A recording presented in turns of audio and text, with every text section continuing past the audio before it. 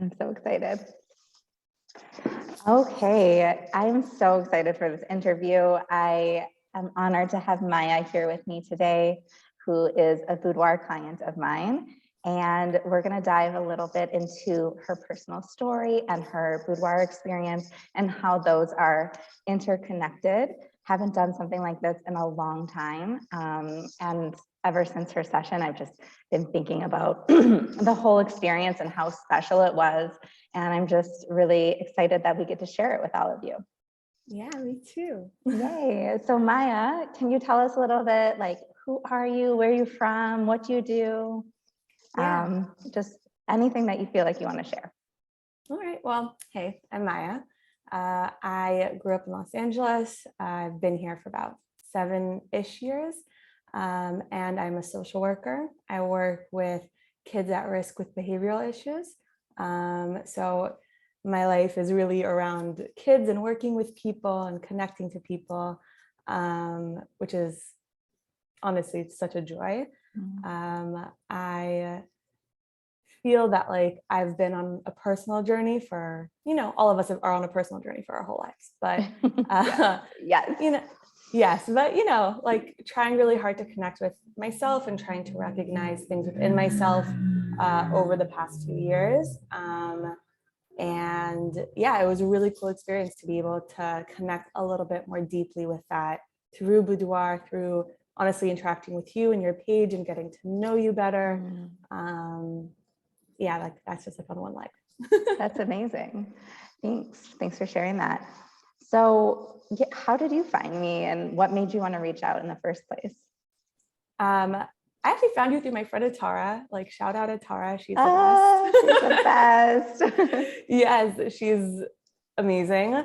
I think it's been at least a year before I did the shoot, if not more. Before you reached out. Before I reached out, yeah. Yeah. So like at least I would even say. So I met you through her. I guess that makes sense. Because she like messaged me and she goes, "Hi, not sure if you know this woman, but like you need to." Wow. Join her community. Yeah. That's incredible. So full shout outs to Tara. She's great. And what was the second question? I forgot. What made you want to reach out to me after you started following me? So I loved your work in general, really connected to it.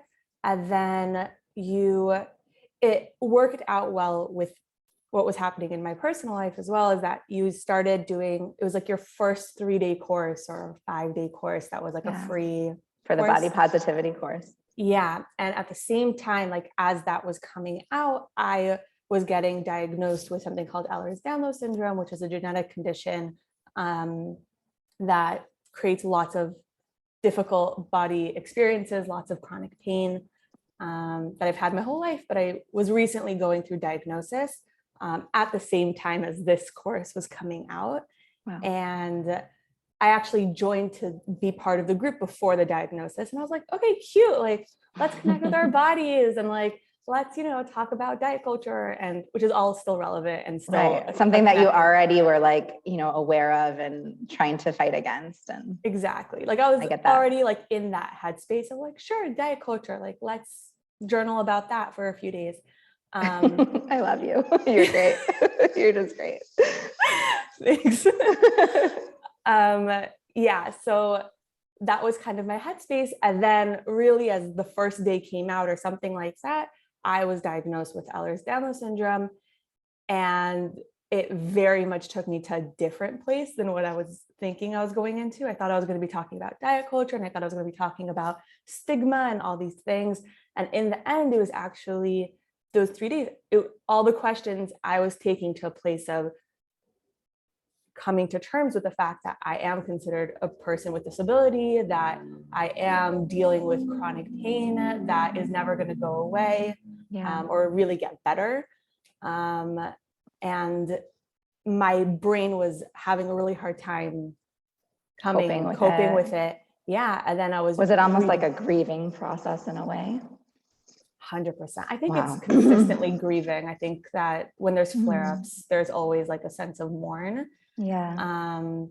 But yeah, like going through that process with your journaling even though your questions were, again, like focused or more directed towards women who are dealing with body shame and stigma when it comes to body positivity in a classic sense, it really helped me start processing my own issues when it comes to disability. And then I was like, oh, this actually really might be something I'm interested in, but to take it to a non-traditional route. Yeah.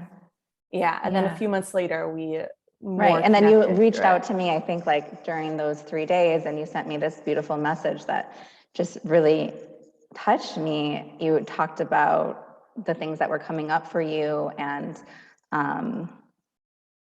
that it was a big realization for you that, like, you know, that you were just like coming to terms with this part of your body and like having compassion for it. But it was a process, like you said. So yeah, I think that was our first point of connection then, right?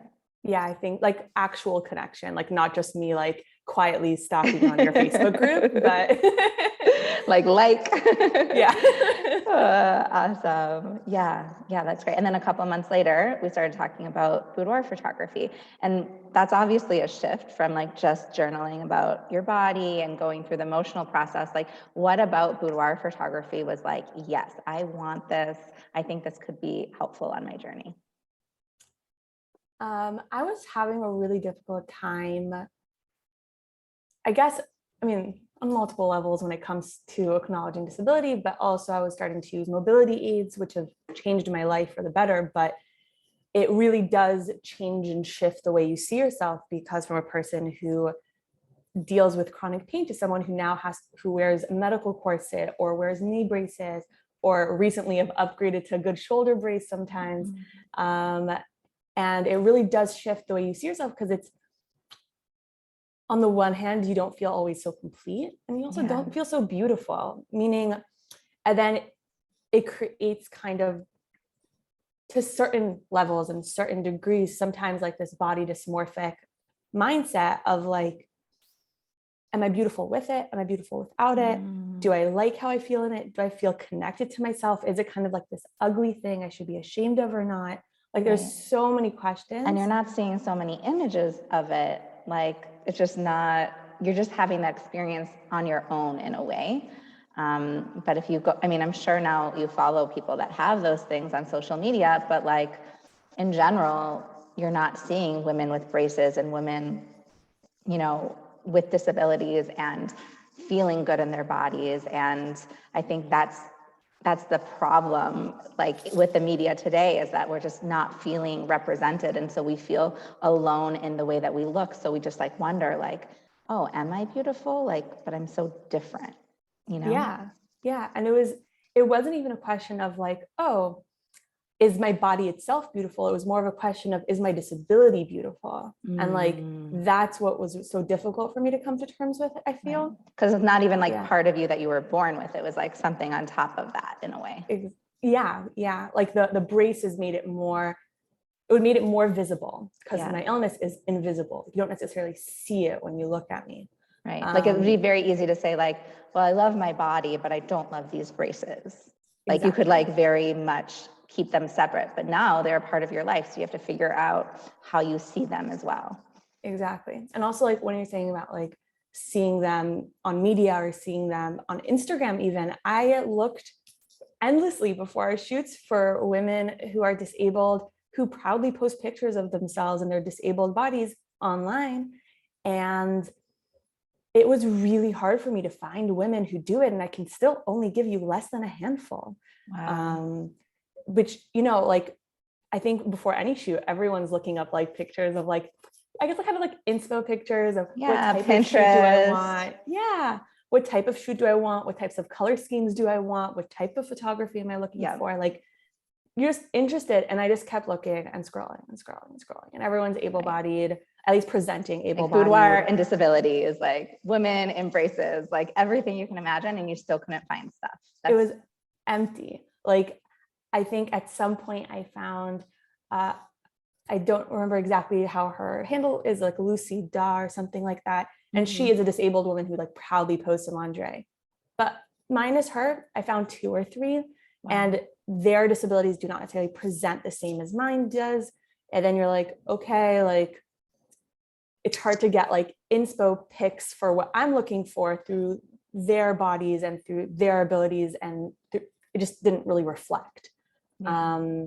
So yeah, it was much more limiting, I think, to like see myself and to other people, because there wasn't. So you wanted to use this session to feel beautiful in your skin and also with this new diagnosis. Yeah, for sure. And just to feel that like I can look at myself and my braces and without my braces, meaning we did both, but it was just like, oh, hey, beautiful, what's up? You look great. Yeah. Like this isn't like, ugh, this like ugly thing that like I'm wrapping my body in and that's like squishing me together to make sure I don't fall. Like, no, it's a little Yeah. bit more than that. It's a little bit more nuanced than that. It's really like part of my skin. Like, So many people have this misconception of boudoir photography that it's only for a partner, a romantic partner, or that they should give it as a gift, or like that's their reason for doing it. In the end, most women realize that it is a gift for themselves. But a lot of times people go into it as like, okay, I have a romantic partner and I'm going to give it for an anniversary or a birthday or something like that. What would you say to those women? And why did you do it for yourself? yeah. Obviously, like everyone has their own reasons. I'm not gonna like come down on anyone who wants to do it for No, someone it's not else. shameful. It's not a bad Yeah, thing. yeah. No, but I did it for myself. I am a single woman. When I booked it, I was single. I've been single for many years. So it really did not come from a place of, oh, I want this person that I'm with to see these sexy pictures of me. But it was much more for me because I felt that, and I feel in general that especially as women, we are indoctrined to think that our body feeling and looking beautiful is only for the pleasure of others. Yeah. And it has really nothing to do with me, right? Like, it's just my body, but like, it's a present to you. It's because I will only put on sexy clothes so that my boyfriend or my girlfriend or someone looks at me and is Attracted. Yeah. Why? Right. Why? Not only how we look, but how we act, people pleasing, like how we show up in the world, that we're always supposed to be pretty and thin and generous and kind. And like, it's not for ourselves. It's just so that we can like serve the world. Exactly. And I think that is a big problem. I mean, it's something I think that I've felt from a really young age. So I resonate with that. Yeah. And like, I feel constantly, and it's something that only has, progressively gotten like a bigger and stronger feeling since my shoot, is that, hey, like, this is for me. Like, I want to feel nice and beautiful and good and connected to me because I am me and I deserve it. And if somebody else benefits from it, cool. But that's really not like the purpose. Right.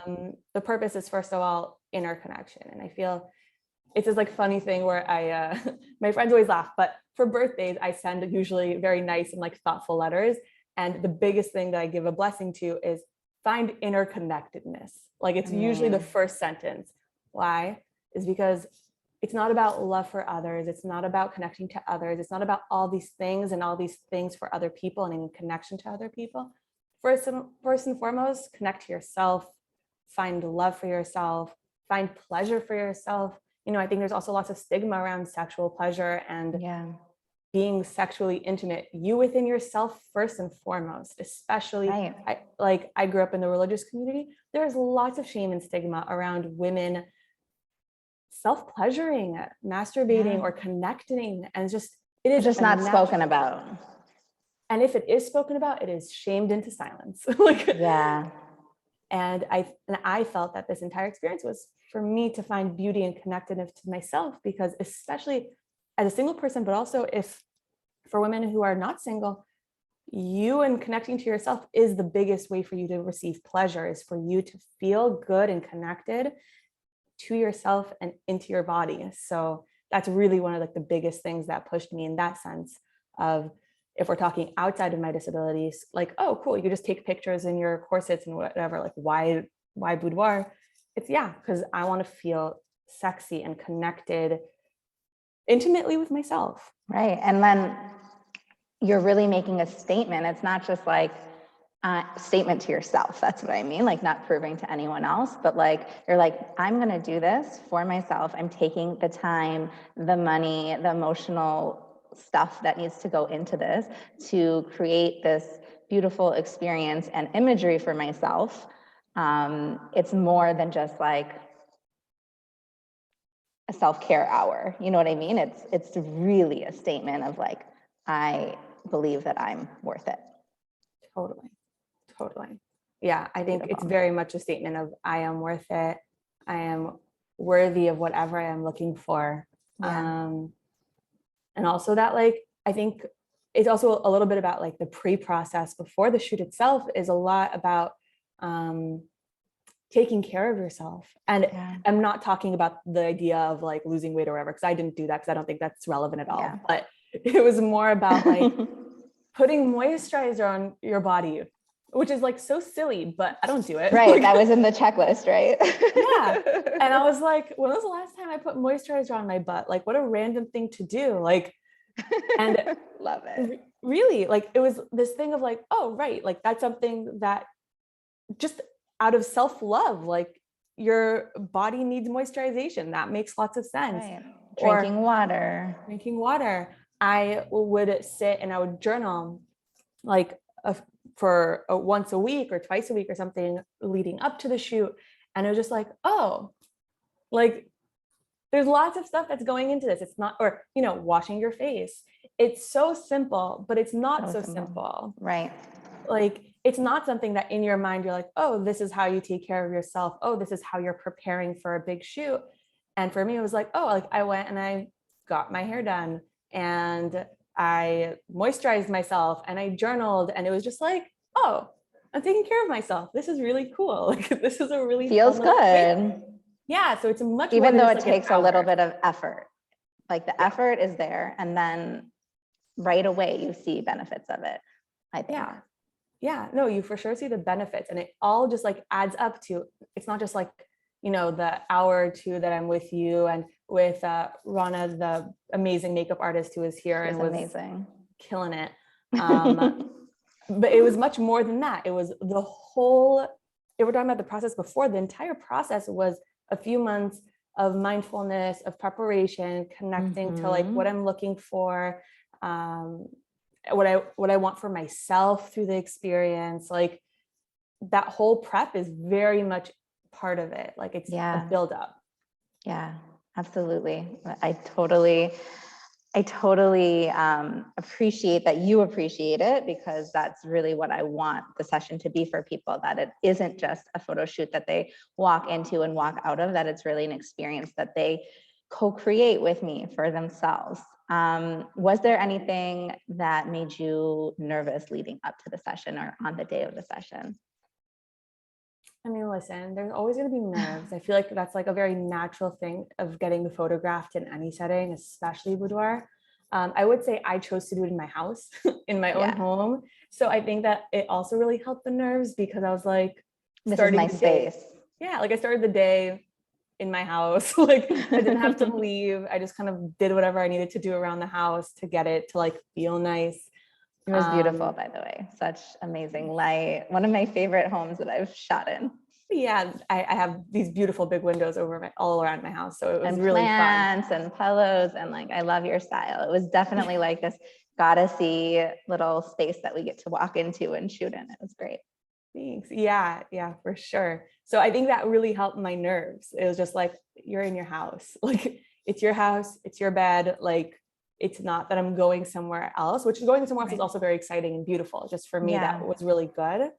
I think that I was kind of nervous. And then the second I sat in the makeup chair and like, we were all just kind of chatting and breaking the ice, it really just like calmed all the nerves down. Also, my phone was off the entire experience, which I really recommend. Yeah, like I just really recommend it, because there's really no one who needs you. There's no one who for really like needs 4 hours. Yeah. I was like say 4 hours, 2 hours. Yeah, same thing. No, like the 2 hours, like, you know what I mean? Like all the hours of that day, whatever, like there's nothing that stressful or that special that you can't just turn off your phone. You tell the important people in your life, you're like, hey, I'm not available, you know, just in case. Right. my phone's off, and that's it. Right. And I guess like the nerves of like, am I gonna give what I want to be giving? I guess makes sense. Am I gonna Be give the confident photographs? enough. Yeah. Are the pictures gonna show what I'm trying for them to show? And for me, what I enjoyed is because I am a bit controlling, is that like beforehand, I kind of chose what I want for my house around it, right? Like, there was like my pink little blanket that I brought to my bedroom because it's like fuzzy. And I was like, okay, I like the pink with my hair is pink. And I like the green because of the pink. And it's kind of like all these things. And it helped me really feel calmer and not so nervous because I kind of knew the vibe I was going to give. Yeah, that makes a lot of sense. So you like controlled the things that you could control, and then everything else you kind of just let go. Yeah. Yeah. And in the shoot itself, I was just like, all right, like, let's just have fun. Whatever happens, It was so much fun. We were like laughing and dancing, and it was great. Yeah, it was awesome. I had the best time. Yay. Okay, so the shoot went well. You talked a little bit about your nerves leading up to, which are totally normal. I think most women do experience nervousness to some level. It's not like we're doing photo shoots all the time. Most people, this is their first time that they've ever even done a photo shoot. So how'd you feel like right after the session? Like, did the experience in itself give you anything? I felt so glowy and beautiful afterwards because I was like still fully made up and like with hair. And if I remember correctly, move. The sun is like shining in my face. Sorry, 1 second. Okay. All good.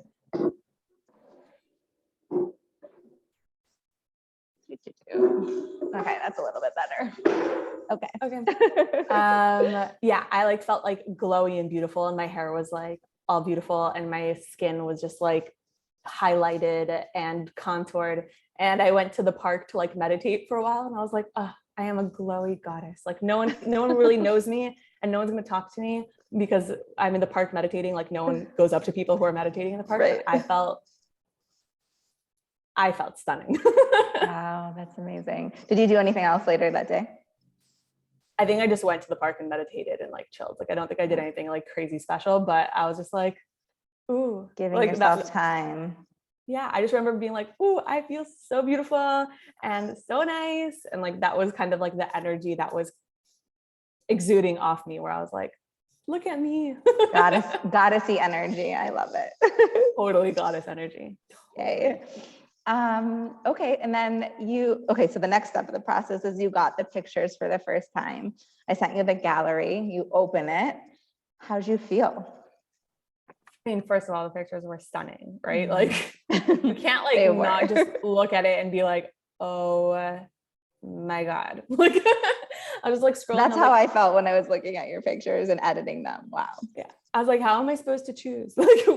Like it was just, mamash, like the best experience ever. Is like you're waiting and you're like, okay, like it's gonna happen at some point. And when it happens, like when the pictures arrive, it'll happen, it'll be so good. And I remember I sat down, I looked at all the pictures and I was like, oh my God, stop it. These are so nice. And I just like kept like scrolling, and they're all around my house, so it's just like, oh, like this is so cute. And like, it's all like in the same vibe. Which brought I back love. The memories of the day. Yes. I will say that like I gave the code to my best friend and she was with me. We were like looking through the pictures being like, what are we choosing? Oh, that's so fun. What are we choosing? I love that. It is so fun to share with girlfriends. I feel like the ones that like lift each other up and just like give you that little extra like, wow, you're so amazing and so beautiful. Even if you know it yourself, it's just nice to hear it from someone else. Yeah, I'm also extremely indecisive. I have a really hard time choosing when it comes to like, if I have options, I have a really hard choosing my options. So I need my friends to help me. Yeah. So your friend actually did help you curate them? Totally. Because she's very much like, she's my best friend, Michelle. And like, she very much like helped like build me up. Michelle. And like, yeah, she's the best. She very much helped like build me up and give me like lots of confidence and be like, oh my God, this one looks amazing. Oh my God, this one. And we did really get so much variety, like in your kitchen, in your living room, in your bedroom, by the window. Like There's Yeah. so much and different outfits. And then, like you said, we Yes. used some with the brace and some without. Yeah. How did you Yeah. feel about the ones in the brace? Honestly, those were my favorite. Like they That's were my so favorite. cool. That's Yeah. so Like of the whole cool. shoot, I kept looking back at those being like, these are literally the best ones. Like the rest of them are gorgeous, but I was like, I don't even care about them. Like the ones of the brace were very much like my big highlight from the experience, which again was very much the point. Yeah, very much the exactly. point. That's why it's so amazing. Yeah. And it really made me feel so sensual, so beautiful, so connected. Yeah, because even when Yeah. you told me about the brace, I didn't really even know, like you said, there's not so many pictures of women in braces. So I didn't even really know what you were talking about. I'm like, okay, yeah, let's incorporate them. Like we talked about that during the consultation, like right away, but I didn't know what it actually looked like. You know what I mean? Yeah. And I then think when we did the actual shoot, I was like, wow, these look cool. They're awesome. Like, and it fits with you and the vibe and everything. yeah. And like it was fun because my back brace it's kind of like a medical corset. So it's white. So I got a new one so that it's like all fresh and clean and like not like super worn out. And I got white lingerie so that it like matches my corset. And it was amazing. Like to see the pictures back, I was like, oh my God, it was just everything I wanted. Like it was so beautiful. And it really made me feel so connected to that time and that moment. And yeah, like I don't think I've seen medical corsets like being shown in that way. Yeah. So it was just so beautiful to be like, oh my God, look at that. Like it's just there. It just exists. And here it is. It's amazing. So amazing. Were there any pictures that were like a little harder for you to see or that you kind of had to come around to? Totally. Yeah. Totally. I had I basically all the pictures were beautiful, but I had these two pictures, and mind you, two pictures out of the whole entire album, which shows that it's really much not anything else, that brought out this really ugly voice in my head that was really overwhelming for me. Yeah. Like I had these two pictures, which the pictures themselves are beautiful, but in my mind there was this really loud voice that basically said saying? Like fat, ugly. And fat is just a description, right? But like my brain was saying it in a way that was extremely negative, and I'm ugly, that all these things, to the point where I stopped what I was doing and I was like, whoa, what was that? Like it was horrifically overwhelming because I never really like in my adult life, like I don't speak to myself in that way. I'm really mindful about like the content that I allow into my space. And I have not heard a voice like that in a long time. Ages. Yeah. And like in that moment, I was like, we're gonna have to reflect on this because I don't know what that was. Like I sat with myself and I was like, I don't know what that was. You're not ruining this experience. Like silly voice in my head. Like, no. Yeah.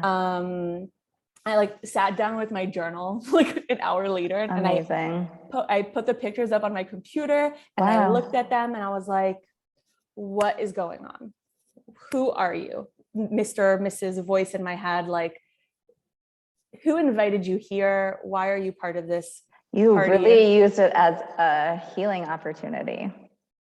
That's the whole point. That's the whole point. Yeah.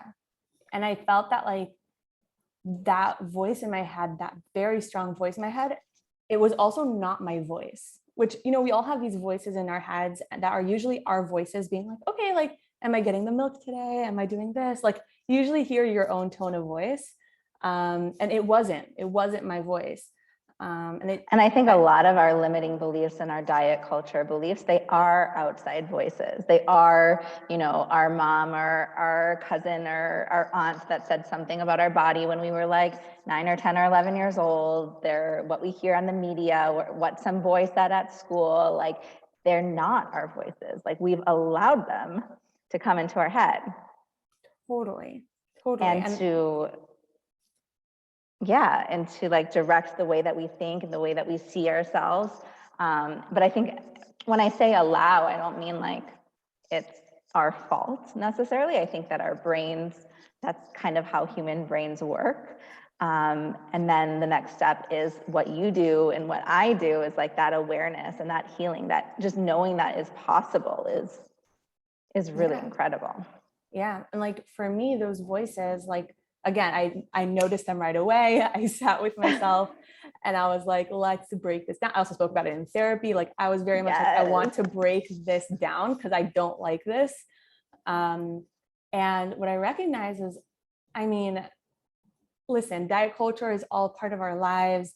I grew up in Los Angeles, which means diet culture. And, you know, I guess I would even call it like the obsession with being thin, which is, I feel, even much more different than diet culture. It's a bit more extreme than diet culture. Like, well, it's like the thinness over everything. That's over everything. The ultimate value. Exactly. So I felt like that was really where it was sitting, because as a child, I like never forget this conversation. Me and a very important person in my life, we were sitting, and I was like 10 or 11, something like that. And she looked at me and she goes, "Oh, Maya, you'd be a model if you were just skinny. Like if you were thin, like you would be so beautiful." And that's stuck first with you. of all, how sad is that, right? How Poor sad little is like 10-year-old Maya. Yeah. Also, like all of us, like let's reconnect with 10-year-old. Being a 10-year-old is before puberty. It's this awkward phase when your body is changing in a way that looks unproportional sometimes, because that's just what rapid. bodies do. It's rapid. That's what bodies do. It is completely normal, healthy, expected to be. Like not one person does not go through a quote unquote awkward phase. And instead of just, allowing that to be and just recognizing that's part of being 10 and 11, somebody felt the need to be like, oh, you'd be so beautiful. You'd be a model if you were just skinny. Wow. And that voice, and also the voices of diet culture, which were really prevalent in my household, because my mom would go on diets a lot. My sister would go on diets a lot. Yeah, like I think it just really like sat inside really, really deeply of like, oh yeah, like you're fat and ugly. Like in these two pictures, like you're fat and you're ugly. Like you think you're a model. Like that's not going to happen at this stage. Who are you to feel beautiful in your skin? Who are you to feel beautiful? Like look at all that ugliness, which is also not the way I look at myself. Of course. Like I really genuinely have gotten to a place in my life where I do feel beautiful, but there's this voice in my head that really wasn't mine. And once I like started to give it space, because I was like, okay, like I'm not going to just ignore you. You obviously exist. You're not paying rent, but you're in there. Like you're in my mind. Like let's give you space. And it really just started to like unfold that when I was younger, I was forced to go on a diet at a very young age and lose a lot of weight. And after 2 months, I think I lost something like 10 to 14 pounds, something like that's a lot for that age. It's a lot for that age. Also, it doesn't really make sense for a 14-year-old to lose weight because, again, we're going through puberty, which is a totally normal and natural part, and your body is developing the way that it should. Yeah. Also, yeah, I was 14 when I went on I think even 13 when I went on my first diet.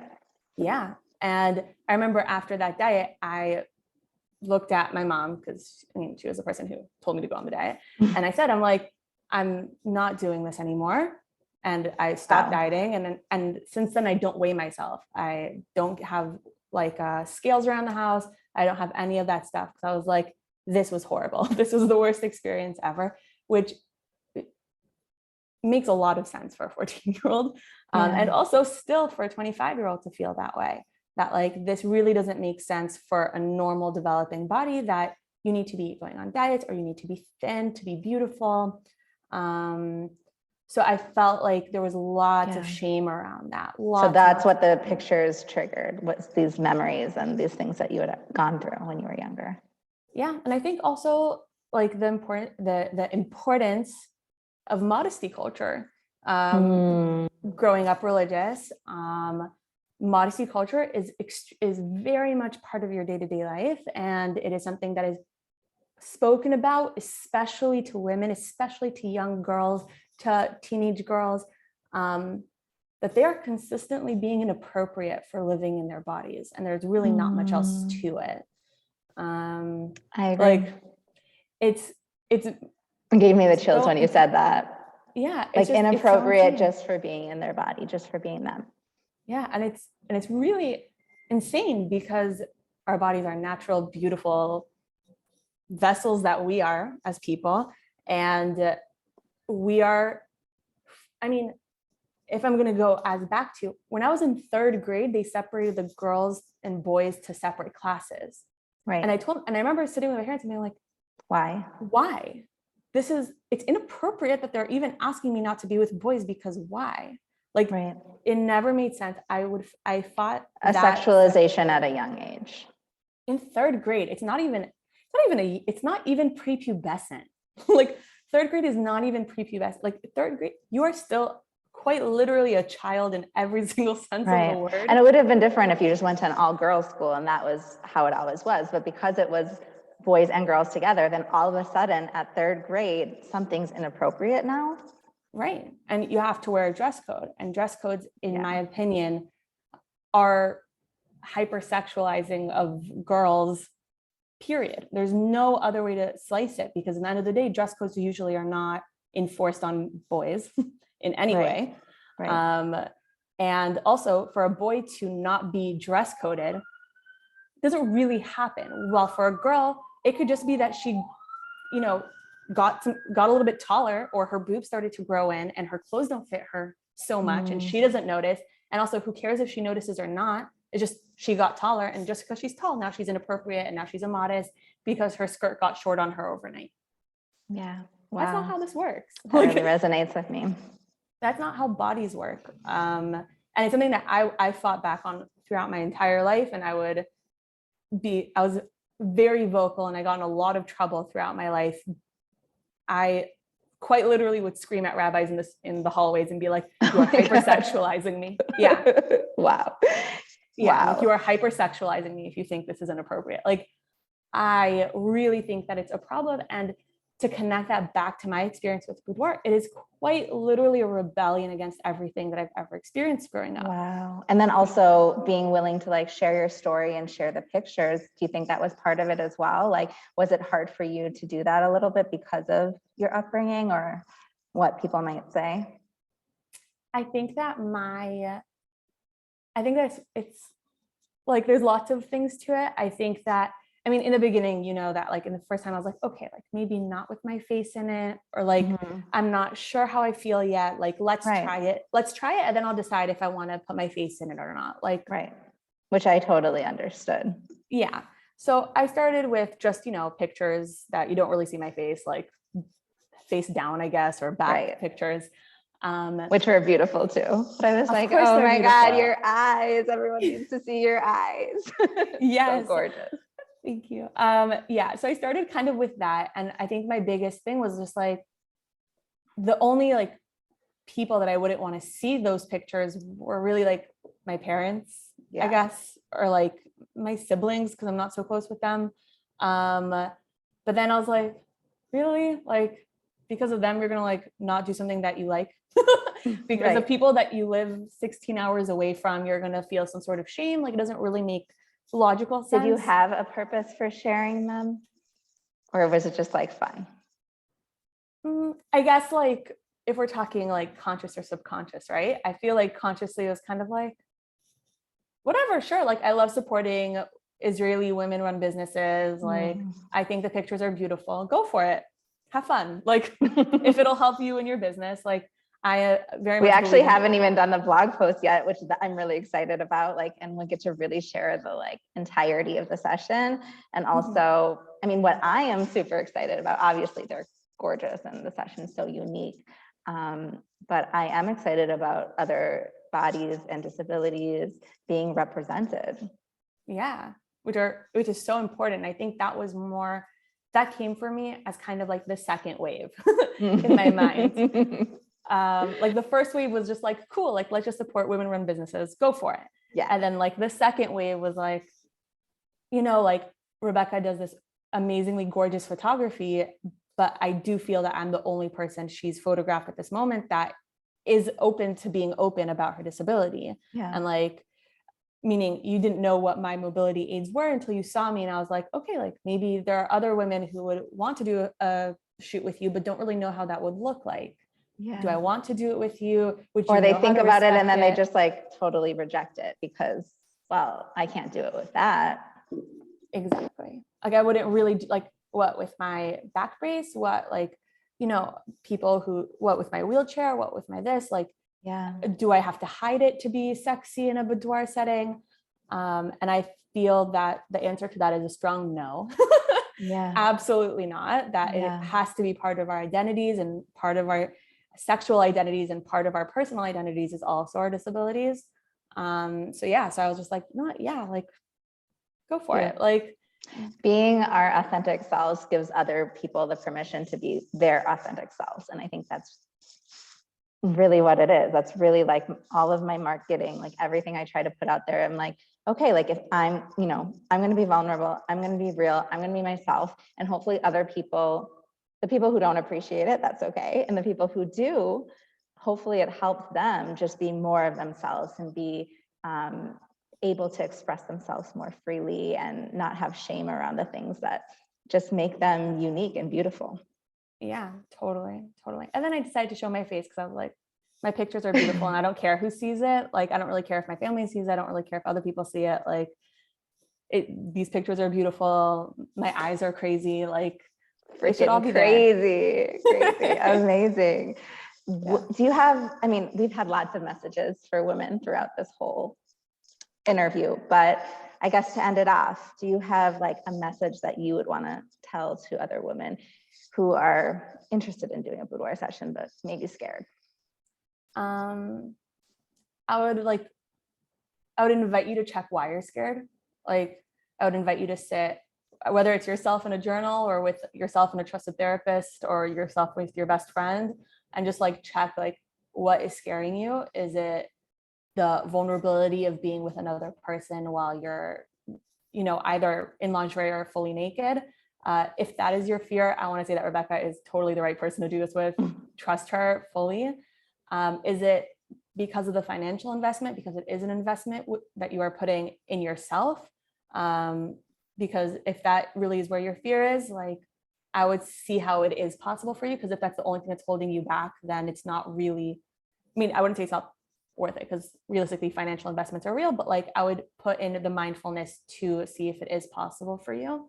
And if it's something else, if it's shame or if it's stigma or if it's, you know, modesty culture, if it's really any of that, or the feel that you have to be thin in order to do a shoot, like I would really invite you to check that within yourself, because those are not the reasons not to do a shoot. Like, you're never going to be quote unquote thin enough if that's your mindset. You're never going to be I don't know really what is holding you back, but you're never going to be that if you're going to wait so long. Like, if that's really what's holding you back, like you might always be a little bit scared. You might be scared leading up to it, and then it still will be worth it. And maybe this fear will be something that you can look back on and be like, damn, like I got through that. You know, I did it even though I was scared, and it was so worth it because of this, whatever that may be for you. I would also say that like your body is worth celebrating no matter where you are. Like, it doesn't matter if you're at your thinnest or at your heaviest, or if you are feeling good or if you're not feeling good, if you're abled or disabled, like your body is worth celebrating quite literally no matter where you are in life. Yes. So there's no really reason, if it's about specifically your body or wanting to change your body, to wait, because it's worth celebrating now. And if you want to celebrate it again in a few years, you could celebrate it again in a few years. Right. Because it'll probably change in a few years. Our bodies are constantly changing. Our bodies are constantly changing. I promise you it'll change in the next few years. Right. Maybe like, even a week from now. We don't know. And that's totally normal and beautiful. So yeah, I would just check it for sure. Wow. Such a celebration, such a beautiful message. Thank you so much, Maya. Thank you for your authenticity and your vulnerability and your wisdom. Like, seriously, the things that you say are like just music to my ears. And I'm sure that has to do with like everything that you've gone through, all of your experiences, but also your willingness to work on yourself and go through therapy and be a social worker yourself. Like, I think all of those things combined just like are so wonderful, and you're such a gift to all of us. Thank you. Thank you so much. And thank you for your beautiful work. Really, I love it. I follow you. I'm always one of the first people commenting, being like, oh my God, this is amazing. I know, you're the best. You're the best. Thank you so much. Thank you for this. Thank you. All right, I'll end Okay. this now. Bye, everyone. Thank you for listening. Bye.